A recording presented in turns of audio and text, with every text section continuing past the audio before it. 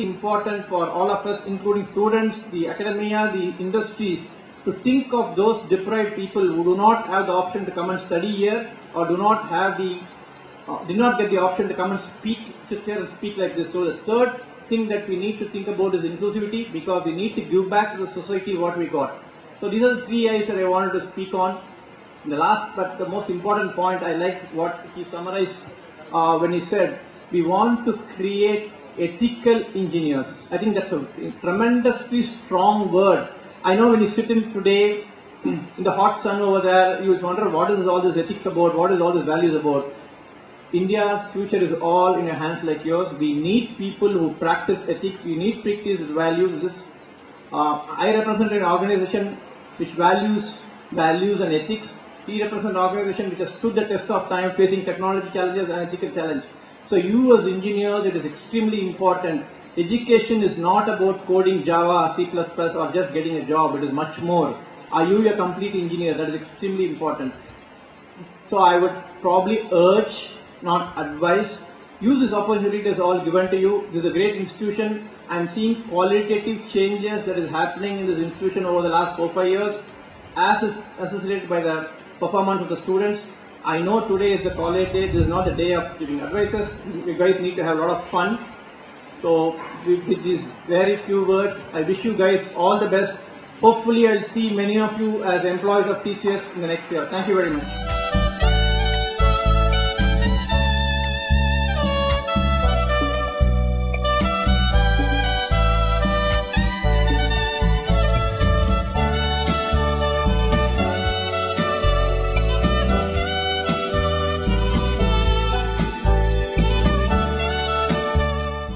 Mr. Ganeshan from TCS, Mr. Patabiram, TCS, and Principal Dr.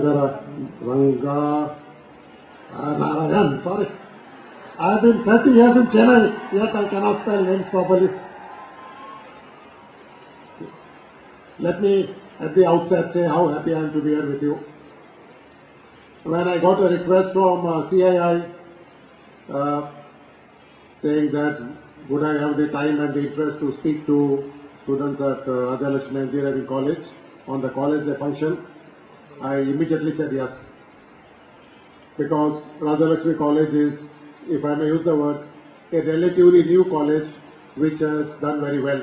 In a space of 13 years, to have grown from 100 odd students to 4,000 odd students,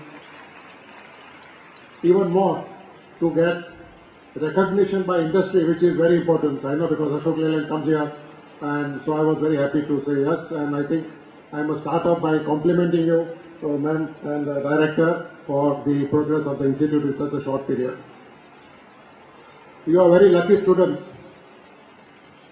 Lucky for two reasons. One is, of course, that you have the opportunity to study in a college like this, which is becoming a center of excellence in engineering.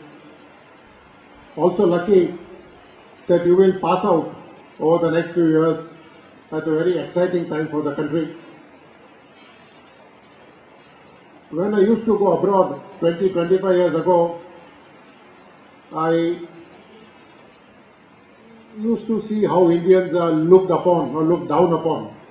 You stay at a good hotel in London or in New York or somewhere. If you are an Indian, they would sort of, make you wait in the queue a little longer, let the Westerner check in ahead of you, etc.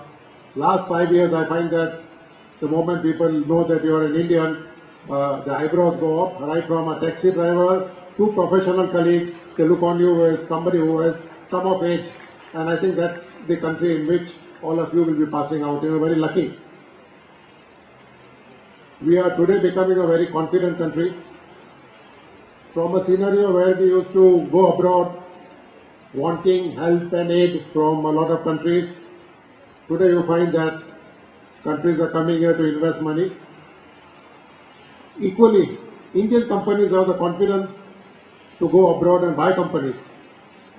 Whether it is the Tata Group, whether it is a recent acquisition by the Bharti Group, $9 billion worth of an acquisition in Africa.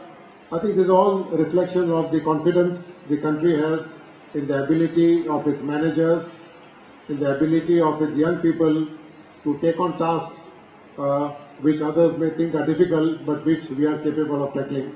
And I think that's the country in which all of you will be passing out. But I think equally, as Ganesha mentioned, there is the other side of the coin. Great opportunities, but for those who do not perform well, there are no opportunities.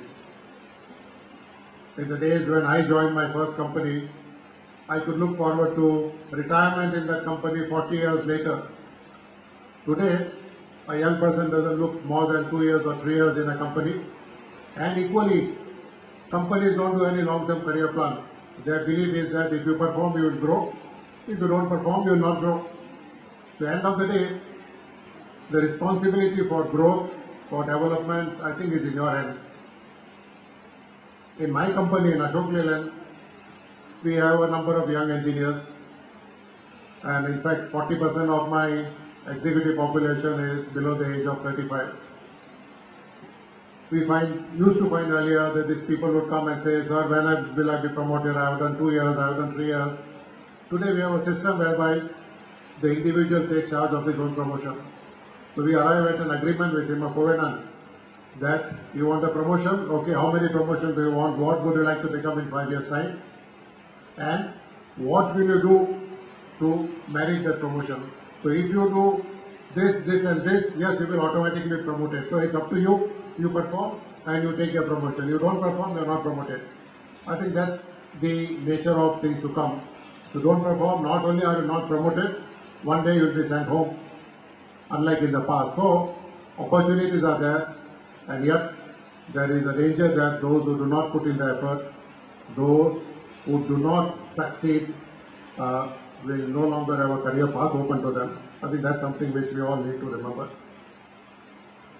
Now I'm looking at it from the employer point of view, from the industry point of view. What is it that we expect from you?